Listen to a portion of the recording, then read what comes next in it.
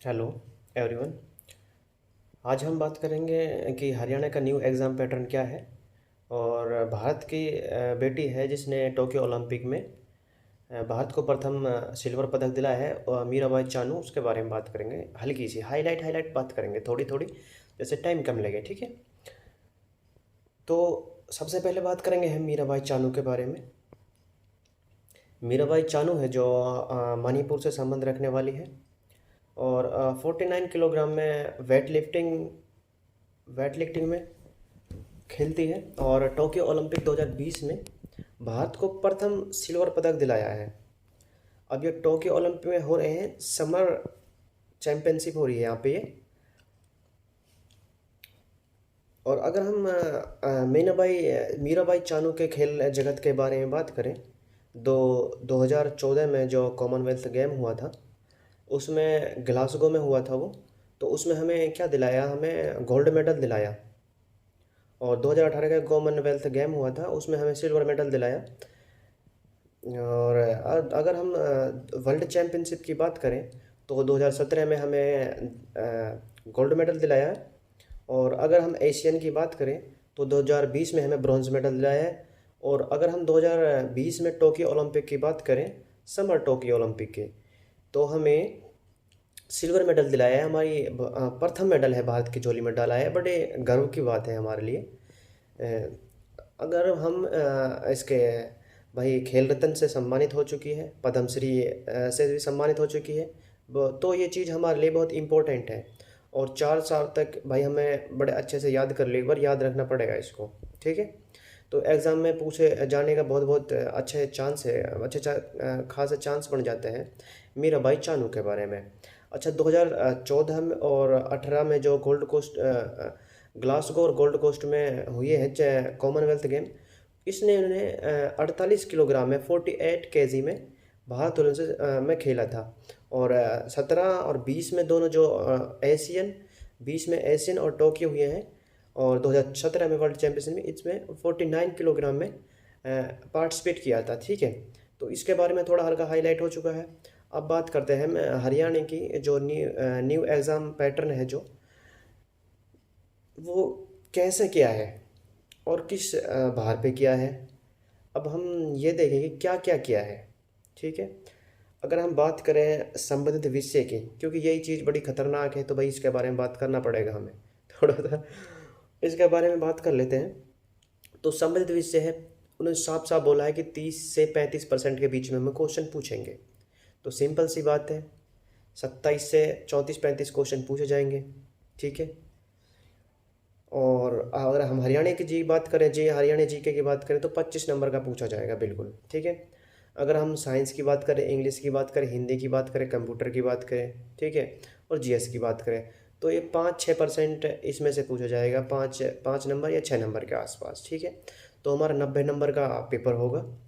ठीक है, अब बात करें हम जो हरियाणा का कांस्टेबल पुलिस का एग्ज़ाम है उसके बारे में।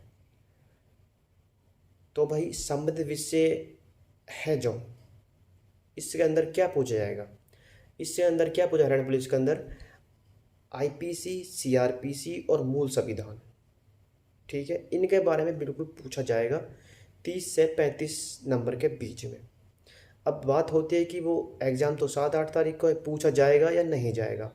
अब यही भाई, हमें तो दोनों पॉइंट है, जो प्लस पॉइंट भी और माइनस पॉइंट भी, दोनों ही साथ लेके चलने हैं। ठीक है, तो हमें क्या करना है, हमें अपनी तैयारी रखनी कंटिन्यू।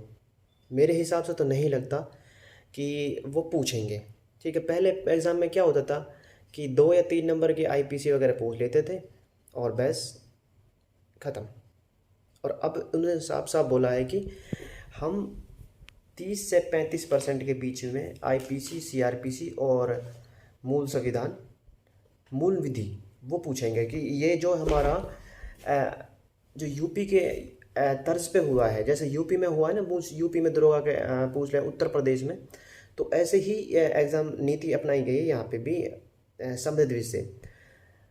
तो समृद्ध विषय की बात करें, अगर भाई पुलिस का एग्ज़ाम है तो पुलिस के बारे में पूछाएगा, आईपीसी, सीआरपीसी और मूल विधि। ठीक है, अगर हम बात करें ग्राम सेवक की, तो वहाँ से पंचायत पंचायत अधिनियम के बारे में अच्छा खासा पूछा जाएगा, बिल्कुल 30-35 का नाम पंचायत के बारे में। अगर हम एक चीज़ देखें कि यहाँ से अभी पेपर हुए हैं, डेंटल का हुआ है, नर्स का हुआ है, ठीक है, तो भाई इनसे तो पूछने का हक बिल्कुल बनता है, ठीक है, क्योंकि इनका कोर्स हुआ पड़ा है। अब ये बताओ पुलिस का कोर्स कहाँ हुआ पड़ा है? अगर भाई पुलिस का कोर्स हुआ पड़ा है तो पूछने का संबंध बिल्कुल बनता है, ठीक है।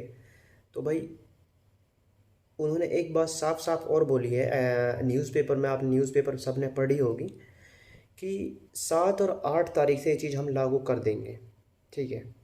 तो इंस्पेक्टर पेपर है जो सितंबर में, उसको तो हम मानते हैं कि ये चीज़ लागू हो चुकी है बिल्कुल, तो हमें पढ़ना पड़ेगा अच्छा खासा। अब 30 या 35 नंबर में कोई छोटा मोटा तो पूछेगा नहीं, आईपीसी पूछेगा। अब हमें क्या करना है कि हमें जो मेन आईपीसी है, जैसे 376 है हमारी बलात्कार की, वो याद रखनी है, ठीक है। और भाई 420 है हमारी, ऐसी याद रखनी है हमें। 307 है हमारी अटेम्प्ट टू मर्डर, वो याद रखनी है। 325 है टूट फूट की।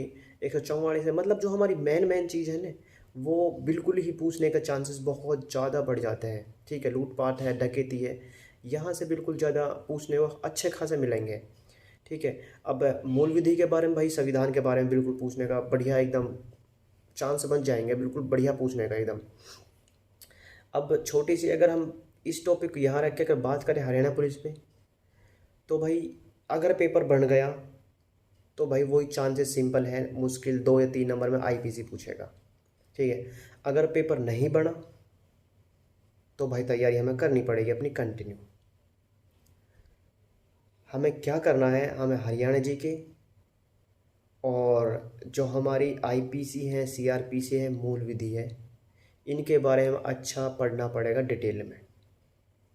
हरियाणा है, फिक्स नहीं है इसकी कुछ भी चीज़, बिल्कुल भी फिक्स नहीं है, ठीक है। तो हमें पढ़ना है, हमारे पास अभी टाइम है, हम उस चीज़ को कवर कर लेंगे, ठीक है।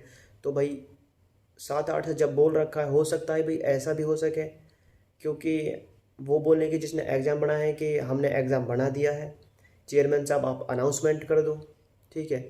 तो भाई उसने अनाउंसमेंट कर दी विद्यार्थियों के लिए।